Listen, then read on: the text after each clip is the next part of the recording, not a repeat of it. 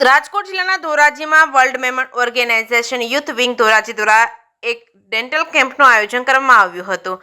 આ camp world Memon organisation city chairman Dhoraji તથા Potiwala Memon જમાતના president ઇમ્તિયાઝભાઈ પોટીવાલાના માર્ગદર્શન હેઠળ કરવામાં આવ્યું હતું. આ કેમ્પનું આયોજન તથા સંયોજક world Memon organisation youth wing Dhoraji તથા સૌરાષ્ટ્રના પ્રેસિડેન્ટ સફરાઝભાઈએ કરેલ છે. આ કેમ્પમાં કુલ 48 દર્દીઓએ લાભ લીધો હતો. આ કેમ્પના નિદાન સાથે દવા તેમજ એક્સરે તેમજ રિપીટ દર્દી માટે પણ ફ્રી નિદાન કેમ્પ રાખવામાં આવ્યું હતું. તેમજ ડેન્ટલ સર્જરીમાં પણ ખાસ ડિસ્કાઉન્ટ આપવામાં આવ્યું હતું.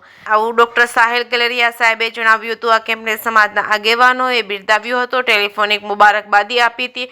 આવા કાર્યક્રમો થતા રહે તેવી શુભેચ્છા પાઠવી હતી તથા ડોક્ટર સાહેલ ગેલરિયા સાહેબે પોતાના કિંમતી સમય તથા સેવા માટે world Memon organisation youth wing દ્વારા સન્માનપત્ર તેમજ શાલ ઓઢાડી સન્માનિત કરેલ છે. જે કેસની ગુજરાતી સાથે મતીન બાપુ સૈયદ ધોરાજી. હું પોતે ડૉક્ટર સાહિલ ગલેરિયા. અત્યારે દાંતનું free camp smile dental clinic Dhoraji ખાતે world Memon organisation youth wing Dhoraji દ્વારા રાખવામાં આવેલ છે અને એમાં એક્સરે, તપાસ અને દવા ફ્રી આપવામાં આવેલ છે. અંદાજે 48 થી 50 પેશન્ટ એનો લાભ લીધેલો છે અને બધાને જેટલું ઇઝી થાય, જેટલું મારાથી થાય એટલું મેં એને સમજાવવાનું અને બધી માહિતી એને આપેલ છે.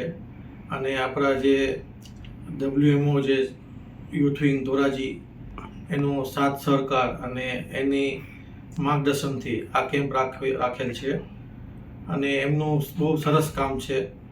અને એ લોકો બને ત્યાં સુધી મહિનામાં 2-3 કેમ્પ રાખતા જ હોય છે અને જેટલું બને એટલું માનવ સેવા માટે એ લોકો કામ કરતા હોય છે અને એનાથી પ્રેરણા લઈ આપણે અહીંયા ફ્રી કેમ્પ રાખેલો હતો.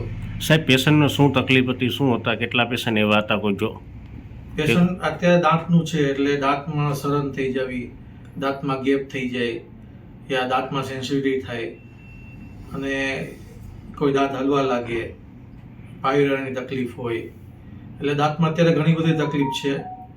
એટલે એ બધી જેમ દાંતમાં સડન થઈ જાય તો એના માટે બચાવવા માટે રૂટ કેનાલ ટ્રીટમેન્ટ કરી શકાય અને દાંત જો નીકળી ગયો હોય તો અહીંયા દાંત નાખવા માટે સ્ક્રૂ પદ્ધતિ દ્વારા, ઇમ્પ્લાન્ટ દ્વારા દાંત નાખી શકાય યા ફિક્સ દાંત યા રિમૂવેબલ જે પર પેશન્ટની કન્વિનિયન્સ હોય એ પ્રમાણે આપણે દાંત નાખી શકીએ. અને કોઈને પાયરાની તકલીફ હોય તો એમાં કોઈને છાર કે પપડી થઈ ગયો એના માટે દાંતની સફાઈ કરવામાં આવે. કોઈના દાંત પીળા પડી ગયા હોય એના દાંત સફેદ કરવાના, વાંકા ચૂકા દાંત હોય એને તાર દ્વારા કે પછી ઇન્વિઝલાઇન દ્વારા એને સીધા કરવાની સારવાર, એ બધી સારવાર અહીંયા આપણે દાંતમાં કરી શકીએ. 12 વર્ષથી અને હું પોતે અહીંયા 12 વર્ષથી પ્રેક્ટિસ કરું છું. અને હવે જો પેશન્ટ આજે ચેક થઈ ગયા બધાય, હવે જો પાછા રિપીટ આવશે તો એનું કન્સલ્ટેશન અને એક્સરે ફ્રીમાં કરી આપવામાં આવશે અને માર્ગદર્શન ફ્રીમાં આપવામાં આવશે.